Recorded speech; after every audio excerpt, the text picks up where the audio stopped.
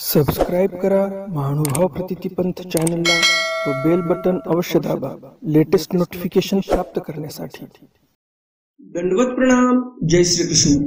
आजच्या लीळा चरित्राच्या सत्रामध्ये ज्यामध्ये स्वामी सविता नागनाथी वस्ती म्हणजेच स्वामी एका गावाला जातात जिथं ज्या गावाचं नाव सविता असं होतं आणि तिथे गेल्यावर नागनाथाच्या मंदिरामध्ये स्वामी मुक्काम करतात आणि पूर्ण महाराष्ट्राची जी राजधानी होती त्या काळामध्ये देवगिरीचा किल्ला आत्ताचा जो आहे तो किल्ला म्हणजे या पूर्ण महाराष्ट्राची राजधानी होती, जशी आता मुंबई आहे। तर तिथे जो राजा होता अमनदेव, त्या अमनदेवाचे डोळे काढले आणि रामदेव राजा गादीवर बसला। म्हणजेच फार मोठं एक राजकीय समीकरण त्या काळामध्ये महाराष्ट्राचं बदललेलं आहे। राजगादीसाठी जो त्यावेळेसचा राजा होता त्या राजाचे म्हणजेच अमनदेवाचे डोळे काढले आणि या प्रसंगावर स्वामी भक्तजनांना म्हणतात की राजकीय वार्ता पण आपण माहिती ठेवल्या पाहिजे। राजवार्ता, देशवार्ता, द्वंद्वपद या सर्वांची माहिती महात्म्याने ठेवलीच पाहिजे असं स्वामी या चरित्रामध्ये आज्ञा करतात। नेमका प्रसंग काय घडतो, कशामुळे स्वामी अशी आज्ञा करतात की राजकीय वार्ता पण साधू संतांना माहिती पाहिजे। जे काही राजकीय पटलावर काही निर्णय होत आहेत नवीन नवीन, ते निर्णय आपल्यासाठी किती घातक आहेत आणि किती चांगले आहेत हे सर्व आपण माहिती ठेवली पाहिजे असं स्वामी स्वतः सांगतात। हे आपण आजच्या सत्रामध्ये जाणून घेणार आहोत। हे खूप महत्वाची लीळा आहे, आजच्या सत्रामध्ये तुम्हाला ऐकायला मिळणार आहे। तर ही लीळा तुम्हाला मी सविस्तर समजावून सांगणार आहे। पुढे स्वामी जोगेश्वरीकडे प्रयाण करतात, जोगेश्वरीला अवस्थान होते, उमाईसा अवडळ भट्ट यांची भेटी होतात आणि स्वामी गुंफेच्या ठिकाणी एका अवस्थान करतात। त्याचबरोबर उमाईला स्वामी सांगतात की आम्हाला दररोज पाणी भात द्या आरोग्यासाठी। तर हे सर्व चरित्र खूप महत्वपूर्ण आहेत, स्वामींचे चरित्र आहेत, म्हणजे मला हे सांगायचं कामच नाही की हे महत्वपूर्ण आहेत, ते नक्कीच महत्वपूर्ण असतातच। फक्त आता तुम्ही या चरित्राचा जर तुम्हाला लाभ घ्यायचा असेल पूर्णपणे तर व्हिडिओ शेवटपर्यंत पहा। व्हिडिओ जर पूर्ण नाही पाहिला तर तुम्हाला पूर्ण चरित्र समजणार नाही। तर जास्त उशीर न करता चला तर आज काही नवीन ज्ञानार्जन करूया। दंडवत हो। मी ईश्वरदास महानुभाव सर्वांचं स्वागत करतो आपल्या महानुभाव प्रतिपंथ या युट्यूब चॅनलवर। कालच्या सत्रातील प्रश्न होता अग्निष्टिका म्हणजे काय। बऱ्याच सद्भक्तांनी अगदी बरोबर उत्तर दिलेली आहेत। तर त्या सर्व सद्भक्तांची नावं आपण या सत्राच्या शेवटी बघणारच आहोत। नवीन दर्शक कोणी आले असतील आपल्या या चॅनलवर, त्यांना समग्र लीळा चरित्र ऐकण्याची इच्छा असेल तर हे चॅनल तुमच्यासाठी आहे। लगेच चॅनलला सबस्क्राईब करा, बेल बटन दाबा आणि ऑल ऑप्शन सिलेक्ट करा, कारण मी दररोज असे ज्ञानवर्धक व्हिडिओ स्वामींचे नवनवीन चरित्र या चॅनलवर अपलोड करत असतो। आणि तुम्हाला रुची असेल स्वामींच्या चरित्रामध्ये तर नक्कीच या चॅनलला सबस्क्राईब करा, कारण आतापर्यंत आपण जवळजवळ 550 लीळा म्हणजेच 575 लीळा पूर्ण अपलोड केलेल्या आहेत या चॅनलवर। आजची लीळा आहे लीळा चरित्र पूर्वार्ध लीळा क्रमांक 576, म्हणजे पूर्ण 550 लीळा झालेल्या आहेत। आज आपण 576वी लीळा पाहणार आहोत। सविता नागनाथी वस्ती इंद्रिया राजयंत्र शोधनी परीक्षू। स्वामींनी इंद्रियाला जे काही राजतंत्र असते त्याची शोधणी करायला लावली। काय नेमकं राज्यामध्ये परिवर्तन घडत आहे हेही माहिती असायला पाहिजे असं स्वामी इंद्रभट्टांना सांगतात। तर नेमकं राज्यामध्ये काय परिवर्तन होते, कसं परिवर्तन होते हे सविस्तर समोर येणारच आहे। गोसावियांसी उपहुडू झाला, स्वामींना उपहुड झाला। गोसावी संतेयासी बीजे केले। सवितेला, सविता असं त्या गावाचं नाव आहे, त्या सवितेयासी स्वामी गेले। महादेव पाठक गावासी गेले, महादेव पाठक त्यांच्या गावी निघून गेले। गोसावियांसी नागनाथी चौकी आसन झाले नागनाथाचं. नागाचा नाथ म्हणजे राजा, म्हणजेच कोण? महादेव. त्या महादेवाच्या मंदिराच्या चौकामध्ये स्वामी बसलेले आहेत. चौक म्हणजे काय? मंदिराच्या समोर जो सभामंडप केलेला असतो, जे मंदिराचं गर्भगृह आहे त्याच्या समोर जो सभा मंडप आहे तिथे स्वामी बसलेले आहेत. बाईसी इंद्रभाते तेल आणून पाठविले. बाईसांनी इंद्रभटांना तेल आणण्यासाठी पाठवलेलं आहे. त्या काळातील तेल म्हणजे आताच्या तेलासारखे नव्हते. रिफाइंड ऑइल ज्याच्यामध्ये 17-18 प्रकारचे केमिकल टाकणार, 200-300 सेंटीग्रेड तापमानावर ते उकळणार वगैरे वगैरे असं काही नव्हतं. आणि त्यामुळे त्या काळातील लोकांना वाताचा त्रास एवढा नसायचा. आणि म्हातारपणी गुडघ्याचा त्रास, वात फार वाढलेला आहे, सांधे दुखत आहेत असा काही त्रास नव्हता. वात कमी होत होता. पूर्वीचे तेल चांगले होते खाण्यासाठी, कारण त्याच्यामध्ये स्निग्धता तशी जास्त प्रमाणात होती. आताचे तेल बघा तुम्ही, निव्वळ पाण्यासारखे दिसतात. आपल्याला कसं झाले, आपल्या लोकांना असं वाटतं की दिसायला छान दिसलं पाहिजे. आरोग्यासाठी कितीही घातक का असे ना ती वस्तू, परंतु दिसायला चांगलं असलं पाहिजे असं आपलं होऊन गेले. आणि त्यामुळे आपण दिसायला चांगले दिसते रिफाइंड तेल म्हणून तेच खातो आणि आपल्या शरीराचं पूर्ण नुकसान करून टाकतो आपण. तर आता पण मोठ्या मोठ्या शहरांमध्ये स्पेशल घाण्याचे तेल म्हणून दुकानं लावतात लोक. आणि जर खरंच त्यांच्याकडे घाण्याचं तेल मिळत असेल तर ते तेल आपण सर्वांनी खाल्लं पाहिजे. थोडंसं महाग असते परंतु आरोग्यासाठी चांगलं असते. म्हातारपणी तुम्हाला कोण्याही प्रकारचा त्रास होणार नाही, गुडघेदुखीचा, वाताचा, कशाचा त्रास होणार नाही. फक्त तुम्ही आपला जो जुना भारत होता तिकडे जा. तुम्ही जुनं ते सोनं असते ह्यासाठी सांगतोय मी. जे जुन्या भारतामध्ये आज 50 वर्षापूर्वी 30 वर्षापूर्वी बघा, हे असं केमिकलच्या फॅक्टऱ्या नव्हत्या, रिफाइंड तेल नव्हतं आणि तेलामध्ये असं काही केमिकल पण ऍड करत नव्हते. तर असो, आपल्याला त्याविषयी काही एवढं घेणं देणं नाही, कारण आपल्याला स्वामींचं चरित्र वाचायचं आहे. आणि घेणं देणं नाही पण असं म्हणता येणार नाही मला, कारण आरोग्य जर चांगलं राहील तरच तुम्ही देवधर्म करू शकाल. आणि म्हणून जर शक्य असेल तर घाण्याचं तेल वापरा.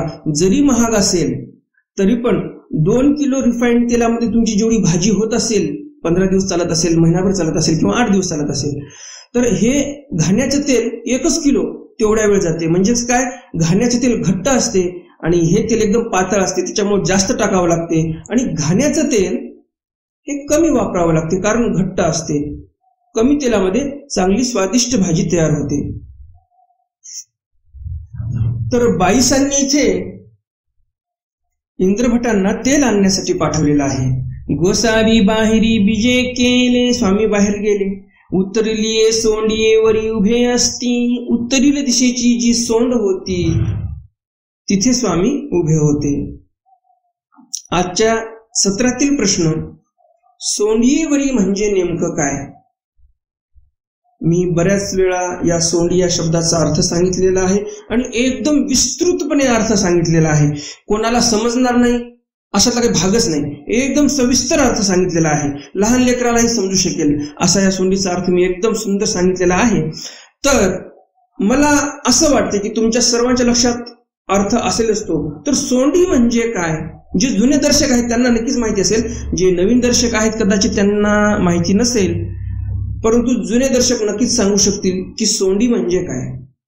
आणि जर माहिती नसेल तर उद्याच्या सत्रामध्ये मी त्या शब्दाचा अर्थ सांगणारच आहे. तवी इंद्रोबा तेल घेऊन आले. इंद्रोबा तेल घेऊन आले. सर्वज्ञ मैथिले इंद्रिया नगरांतू काही मातू वरते गाव. स्वामी म्हणतात इंद्रभटांना, का हो इंद्रभट्ट हो, तुम्ही गावात गेले होतात तर गावामध्ये काय वार्ता होत होती? जी जी काही नाही. इंद्रभट्ट म्हणतात जी जी काहीच वार्ता नव्हती, काही विशेष अशी वार्ता नव्हती. सर्वज्ञ म्हणितले कैसे काही नाही. स्वामी म्हणतात अरे असं कसं, काहीच वार्ता नाही असं कसं म्हणत आहात तुम्ही? हेसने राज्यांतर झाले. अहो एवढं मोठं राज्यांतर झालेलं आहे. पूर्ण हे पूर्ण महाराष्ट्राची जी राजगादी होती त्या राजगादीवर जुना राजा जो होता त्याला काढून नवा राजा बसवला आणि तरीही तुम्ही म्हणता की काही विशेष वार्ता नाही. अमनदेयाचे डोळे काढले रामदेव राजी बैसला. जो अमनदेव होता तिथला राजा, त्याचे डोळे काढले आणि त्याच्या जाग्यावर रामदेव बसलेला आहे राजा होऊन. हा जो अमनदेव होता, हा अमनदेव म्हणजे महादेव राजाचा पुत्र, आणि म्हणून तो राजगादीवर बसला होता राजा होऊन. परंतु झालं असं, रामदेव राजाला असं वाटलं, म्हणजे त्यावेळेस राजा नव्हता तो, तर हा अमनदेवाचा चुलत भाऊ म्हणजे जो राजा होता चालू वर्तमान स्थितीमध्ये, त्या राजाचा हा रामदेव म्हणजे चुलत भाऊ लागायचा. परंतु याच्या मनामध्ये खूप लालसा वाढली होती रामदेवाच्या मनामध्ये. म्हणून रामदेव राजाने काय केलं, या रामदेवाने चुलत भावाने या अमनदेवाचे डोळे काढले आणि त्याला राजगादीहून काढून टाकलं आणि स्वतः राजा होऊन बसला. ए नवती घायाळे जाते असती. स्वामी म्हणतात हे काय घायाळ लोक जात आहेत, म्हणजेच तिथे चांगला रक्तपात झालेला आहे, छोटं मोठं युद्ध झालं आहे असं म्हणू शकतो आपण. तर स्वामी बघतात आणि म्हणतात, बघा ते इंद्रभट्टांना म्हणतात, बघा हे सर्व घायाळ लोक जात आहेत, हे तुम्हाला दिसत नाही का? म्हणून खाटारे दाखविले. पूर्वीच्या काळामध्ये आई जे लेकरं शिकायचे त्यामध्ये क कमळाचं शिकवायचे, ख खटाऱ्याचं शिकवायचे. तर खटारा म्हणजे काय? बैलगाडी.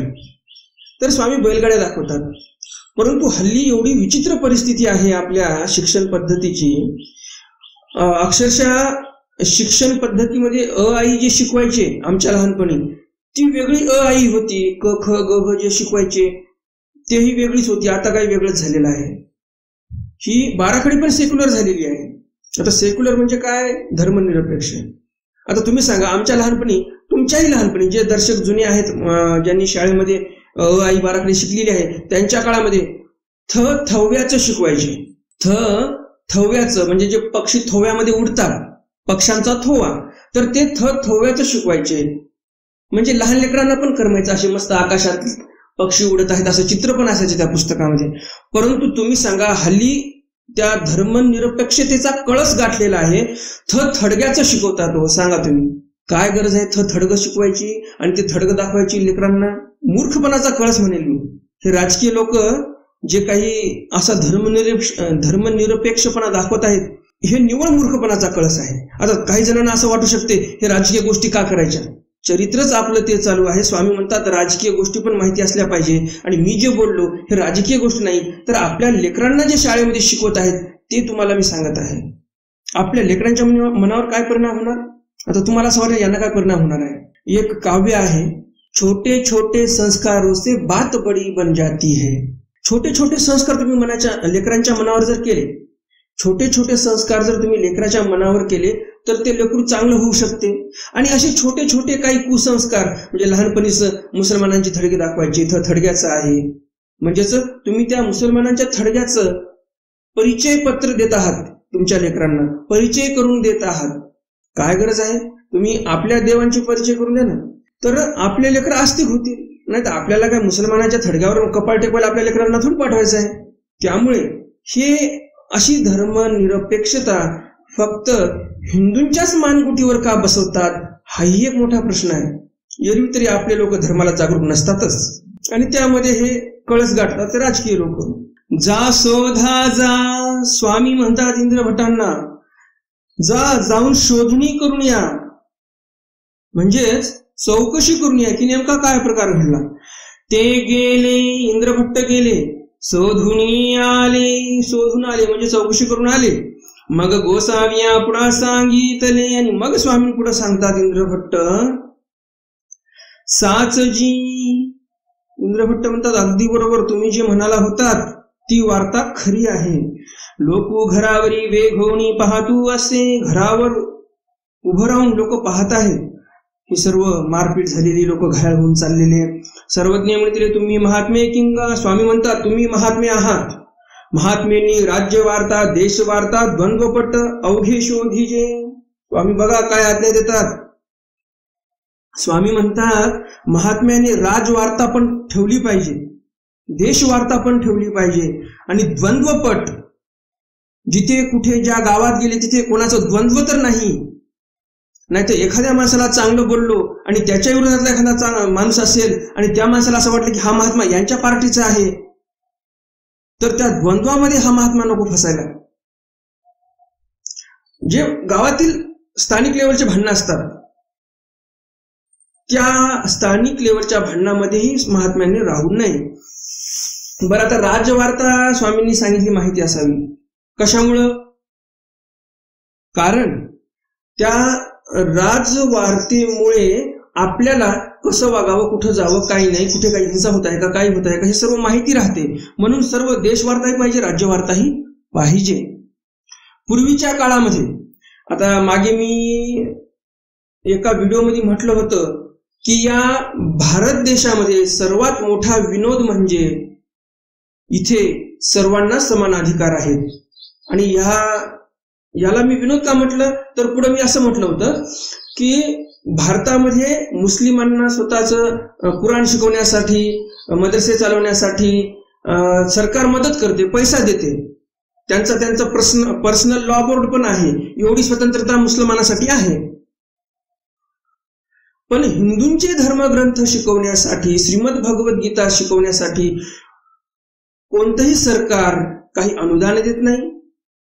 एखाद्या मोठ्या व्यक्तीने, हिंदू धर्मातील एखाद्या मोठ्या नेत्याने जर असं ठरवलं की मी आता गुरुकुल चालू करणार आहे मोठं, आणि या गुरुकुलाला सरकारने अनुदान द्यावं, तर असं कुठेही नियमावलीत, संविधानामध्ये लिहिलेलं नाही की तुम्हाला श्रीमद भगवद्गीता शिकवण्यासाठी सरकार अनुदान देईल. परंतु मुस्लिमांसाठी त्यांचा वैयक्तिक पर्सनल लॉ बोर्ड ठेवलेला आहे, सरकार त्यांना अनुदान देते. तर मी एक सगळ्यात मोठा विनोद म्हणून असं बोललो होतो. आणि या विनोदावर एका आपल्या दर्शकाने खाली कमेंट केलं होतं की हे पॉलिटिकल विनोद आलेला आहे आपल्या या व्हिडिओमध्ये.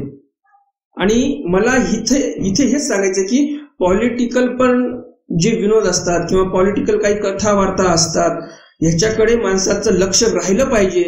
हे स्वामींनी सांगितलेलं आहे या चरित्रामध्ये. आणि त्यामुळे ह्याच्यामध्ये काही वावगं नाही. काही राज्यवार्ता, काही देशवार्ता जर आपली निघालीच तर हे पक्क लक्षात असू द्या, इथे स्वामी आपल्याला अनुमती देत आहेत. अशा वार्ता आपल्याला असायलाच पाहिजे. काय नेमक्या घडामोडी होत आहेत आपल्या आजूबाजूला, आपण कोण्या वातावरणामध्ये वावरतो आहोत, आपण सुरक्षित आहोत का, आपण जर असुरक्षित आहोत तर सुरक्षित वातावरण कसं निर्मिती करता येईल, आपले जे वासनिक मंडळी आहेत, आपले धर्म बांधव आहेत, हे कसे सुरक्षित राहतील, याचा विचार आपल्यालाच करावा लागणार आहे ना. सरकार तर विचार नाही करणार. सरकार तर म्हणणार मी धर्मनिरपेक्ष आहे.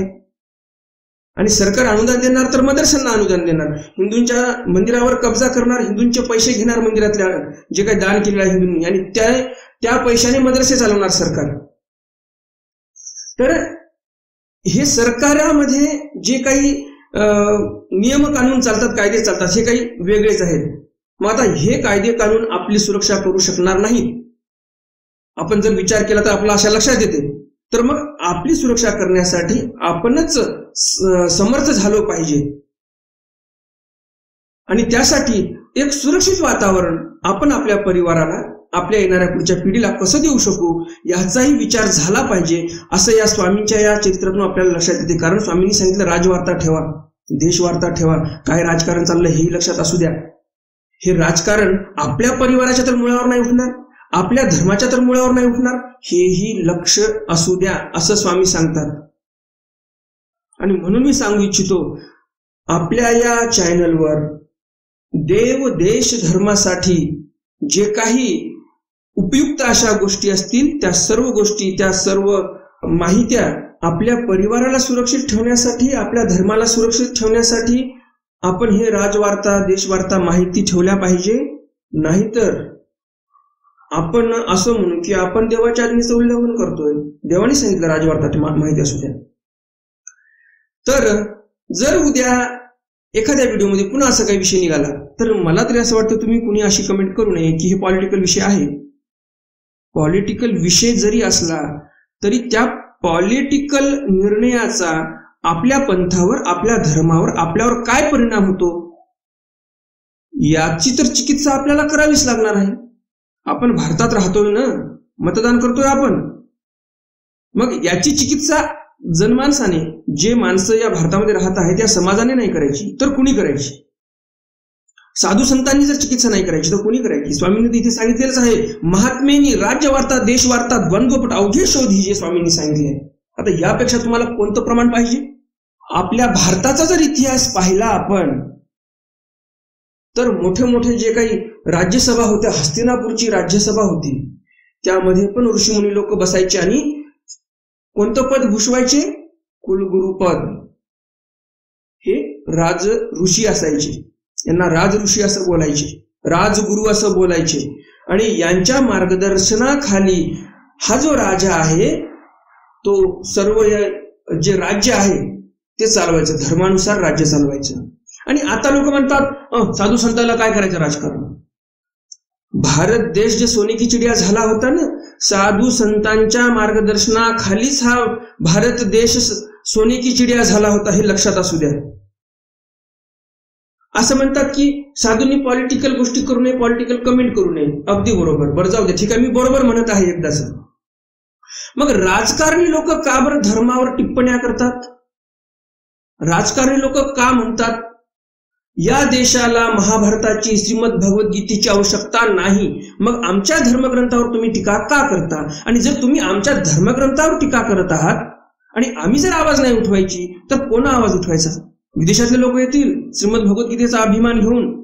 जसं मागे बरेच वर्षाखाली शरद पवारांनी स्टेटमेंट दिलं होतं, या पुरोगामी भारताला रामायण महाभारताची काही आवश्यकता नाही, मग कशाची? कुराणची आवश्यकता आहे का? तुम्हाला असं वाटेल काय राजकारणी लोकांचं नाव घेत आहे, ते जर आमच्या धर्मग्रंथाचं नाव घेत आहेत तर मी कशाला संकोच बाळगू त्यांचं नाव घेण्यासाठी?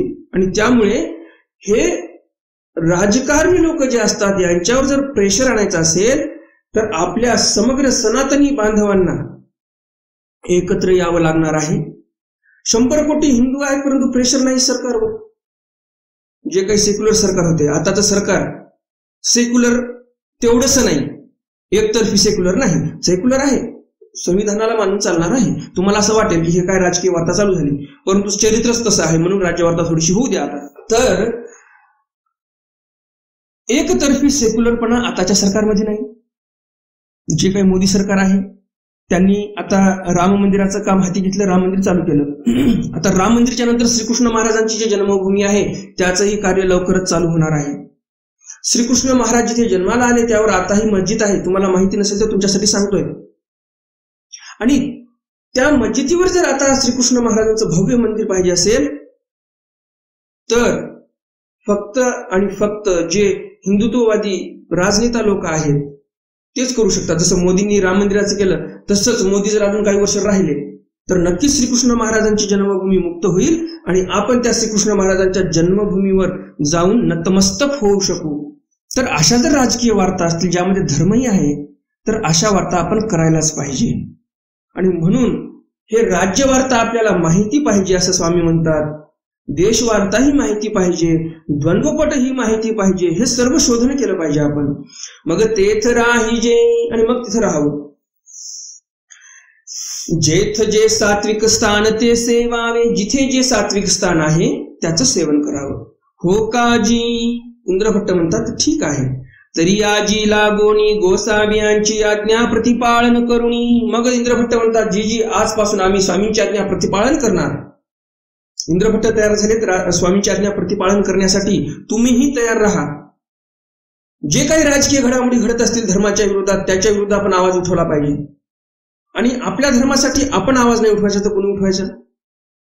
आता नांदेड जिल्ह्यामध्ये, नांदेड शहराच्या नजीकच, नांदेड शहरातच आहे गोरक्षांचं स्थान, परंतु त्या स्थानावर जाण्यासाठी आपल्याला कलेक्टर ऑफिसमधून परमिशन घ्यावी लागते. कोणाला माहिती आहे?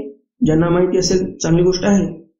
कलेक्टर ऑफिसकडे जावं लागते, एसपी ऑफिसमध्ये अर्ज द्यावा लागतो, तहसीलदाराकडे फिरावं लागते, ग्रामीण पोलीस स्टेशनला जावं लागते, खूप चक्रा माराव्या लागतात.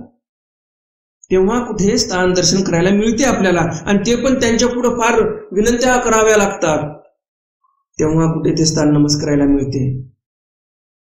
मग आता ह्या गोरक्षण स्थानासाठी आपण काहीतरी काम केलं पाहिजे. या राजकारणी लोकांवर दबाव आणला पाहिजे. परंतु आपलेच लोक एका जागी येत नाहीत आणि म्हणून त्यांच्यावर दबाव येत नाही. स्थानाचं काम तसंच आहे. आताही तिथे कलम 144 लागू आहे. जे कायद्याचे जाणकार असतील त्यांना माहिती आहे कलम 144 म्हणजे काय असते, आणि ज्यांना माहिती नाही त्यांच्यासाठी सांगू इच्छितो. कलम 144 म्हणजे त्या विवादित ठिकाणी जे आपलं स्थान आहे, आता ते डिस्प्यूट मध्ये आहे, विवादित आहे, तिथे कोणी जाऊ शकत नाही. कलम 144 लागू आहे. जास्तीत जास्त 3 ते 4 माणसं जाऊ शकतात तिथे, यावर जाऊ शकत नाही. म्हणजे बघा तुम्ही, हे काय जम्मू काश्मीर आहे का कलम 144 लावायला? परंतु नांदेड शहरामध्ये जे गोरक्षण स्थान आहे, जिथे सर्वज्ञ श्री चक्रधर स्वामींनी गायी राखल्या, त्या स्थानापाशी कलम 144 लागू आहे. मग आता हे माहिती कशी जाणार आपल्या वासनिक मंडळीपर्यंत, आपण जर राजकीय जर गोष्टी केल्या नाही तर? कारण राजकारणी लोकांनीच ते सर्व धिंगाणा केलेला आहे. तर असो, आपल्या देवदेश धर्मासाठी आपल्याला स्वामींनी इथे राजवार्ता माहिती करून घ्या असं सांगितलंय, देशवार्ता माहिती करून घ्या असंही सांगितलं, आणि द्वंद्वपट कुठे असेल तर तेही माहिती करून घ्यायला सांगितलं, आणि जिथे सात्विक स्थान असेल तिथे जाऊन राहावं हेही स्वामींनी सांगितलेलं आहे. हो काजी तरी आजी लागून गोस्वामी यांची आज्ञा प्रतिपालन करून आजपासून आम्ही स्वामींची आज्ञा पाळणार असं इंद्रभट्ट म्हणतात. आणि काही म्हणून श्रीचरणाला लागले, आणि म्हणून असं म्हणतात आणि स्वामींच्या पाया पडतात ते. तर या स्वामींच्या आज्ञेचं आपण पालन केलं पाहिजे सर्व वासनिक मंडळींनी. कशासाठी, कोण्या दृष्टिकोनातून पाहायचं आपल्याला राजकीय वार्तेला? तर याचा परिणाम आपल्या धर्मावर, आपल्या पंथावर, आपल्या घरावर, भविष्यामध्ये आपल्या वंशावळीवर काय होईल, घातक तर ठरणार नाही, याचीही समीक्षा करायला शिका. आता चिकित्सा करा. तुमच्यावर जर अत्याचार चालू झाले, जसे काश्मीरमध्ये हिंदूंना मारून पळवून लावलं, त्यांच्या केशरचे जे बाग होते ते सर्व स्वतःच्या नावानं करून घेतले, अशा जर वार्ता घडल्या तर तुम्हाला कोणतंही कायदा संविधान वाचवायला येणार नाही. तुम्हाला स्वतःचं संरक्षण करण्यासाठी तुम्ही स्वतःही तेवढे सशक्त झाले पाहिजे. आणि तुम्ही जर सशक्त नसाल तर काही नाही, कारण तुम्हाला तर माहिती आहे, जिसकी लाठी उसकी भैंस. तुमच्या घरी लेकराला जर थोडासा मार लागला, रक्त जर खाली सांडलं तर तुम्ही अक्षरशः चक्कर येऊन पडता. जर जास्त रक्त सांडलं लेकराचं, तर घरामध्ये चोर शिरला तर तुम्हाला मारण्यासाठी हत्यार नाही सापडत. आणि मुसलमानांचं बघा तुम्ही, दररोज हिंसा करतात, त्यांना रक्त म्हणजे काही मोठी गोष्ट वाटत नाही. त्यांच्या घरामध्ये तलवारी भेटतील, चाकू भेटतील, सुऱ्या भेटतील. तुमच्या घरामध्ये काहीच भेटणार नाही ज्यावेळेस तुमच्या घरात शिरतील. जास्त लांब नाही, 25-30 वर्षानंतर ही सर्व घटना घडणार आहे. इतिहासाची पुनरावृत्ती होत असते जर समाज हा निद्रिस्त अवस्थेमध्ये राहिला तर. काश्मीर सारखी पुनरावृत्ती झालेली आहे दिल्लीमध्ये, बंगालमध्ये, केरळमध्ये. हिंदूंच्या लोकांना असं सरेआम मारून टाकतात. तर असो, तुम्हाला पटलं किंवा न पटलं मला माहिती नाही, परंतु स्वामींनी सांगितलेलं आहे राजवार्ता थोडीशी माहिती असावी म्हणून मी तुमच्या कानावर ही राजवार्ता घातलेली आहे, देशवार्ता घातलेली आहे. तो बाईसी मडू झाडीला, बाईसांनी मठ झाडला, मग गोसावी मडांतू विजय केले, मग स्वामी मठामध्ये गेले. पूर्वार्ध लीळा क्रमांक 577. नागनाथी वस्ती जोगेश्वरी प्रयाण. नागनाथी म्हणजेच महादेवाच्या मंदिरामध्ये स्वामींचा मुक्काम झाला आणि तिथून मग स्वामी जोगेश्वरीकडे निघाले. मग गोसावी रात्रीचा पूजा सुरू झाला. मग स्वामींना रात्रीचा पूजा सुरू झाला. पहुडू झाला, रात्रीला स्वामी झोपले. गोसावी पश्चात पहाडी परश्रेयासी विजय केले. स्वामी सकाळी सकाळी प्राप्तविधी आटोपण्यासाठी शौचासाठी गेले. रवणीवरी गोळा झाला. एक पटांगण होतं समोर तिथे मंदिराच्या समोर, तिथे गोळा झाला स्वामींना. स्वामींचे पाय धुतले बाईसांनी आणि त्या नागनाथाच्या मंदिराच्या चौकामध्ये स्वामींना पुन्हा सकाळचा पूजावसर झाला. मग गोसावी जोगेश्वरीशी विजय केले. मग स्वामी जोगेश्वरीकडे निघाले. पूर्वार्ध लीळा क्रमांक 578. जोगेश्वरीशी अवस्थान. स्थान प्रशंसा. स्वामींनी जोगेश्वरी या स्थानाची प्रशंसा केली आणि स्वामी तिथे अवस्थान करतात म्हणजे तिथे राहतात, बरेच दिवस राहतात, जवळजवळ महिनाभर राहतात आणि त्या स्थानाची, त्या ठिकाणाची प्रशंसा स्वामी करतात. गोसावी जोगेश्वरीच्या देवळाशी विजय केले. स्वामी जोगेश्वरीच्या मंदिरामध्ये गेले. चौकीच्या दोन्ही दारवंडा धरून भीतरी अवलोकिले. चौकीच्या दोन्ही दारवंठा धरून स्वामी आतमध्ये पाहतात. सर्वज्ञ म्हणतले कैसे स्थान सत्वस्थ. स्वामी म्हणतात किती स्थान हे सत्वस्थ आहे. येथ जो अनुष्ठान करी तयासी अनुष्ठान सिद्धी होईल. स्वामी म्हणतात इथे जो व्यक्ती अनुष्ठान करेल त्या व्यक्तीला अनुष्ठान सिद्धी होईल. म्हणजे ज्या कामासाठी, ज्या सिद्धीच्या साठी, म्हणजे विशिष्ट सिद्धी एखादी प्राप्त व्हावी म्हणून एखादा व्यक्ती अनुष्ठान करण्यासाठी तिथे बसला तर नक्कीच त्या व्यक्तीला ती सिद्धी प्राप्त होईल असं स्वामी सांगतात. मग गुंफे अवस्थान झाले मास एक. तिथे एक गुंफा होती, तिथे स्वामी 1 महिना राहिलेले आहेत. तर अशा प्रकारे हे स्वामींचे तिन्ही चरित्र तुम्हाला नक्कीच आवडले असतील. पुढेही काही चरित्र राहिलेत आपले, ते चरित्र आपण उद्याच्या सत्रामध्ये पाहणार आहोत. कारण आपली वेळ जी आहे ती संपलेली आहे. तर आजचं हे सत्र तुम्हाला नक्कीच आवडलं असेल आणि अजून जर तुम्ही या व्हिडिओला लाईक केलं नसेल तर लगेच या व्हिडिओला लाईक करा. जास्तीत जास्त आपल्या वासनिक मंडळीपर्यंत हा व्हिडिओ शेअर करा, म्हणजे त्यांनाही या ज्ञानाचा लाभ होईल. तर भेटूया उद्याच्या सत्रामध्ये स्वामींचे काही नवीन चरित्र जाणून घेण्यासाठी, ज्यामध्ये उमाईसा आवडळ भट्ट स्वामींची भेट होते. स्वामी गुंफेमध्ये अवस्थान करतात, पाणी भाताची आरोहणा करतात, ढिढऱ्याची आरोहणा करतात. हे सर्व चरित्र आपण उद्याच्या सत्रामध्ये जाणून घेणार आहोत. तर भेटूया उद्याच्या सत्रामध्ये स्वामींच्या एका नवीन चरित्रासह. तोपर्यंत दंडवत प्रणाम. जय श्रीकृष्ण. दंडवत हो.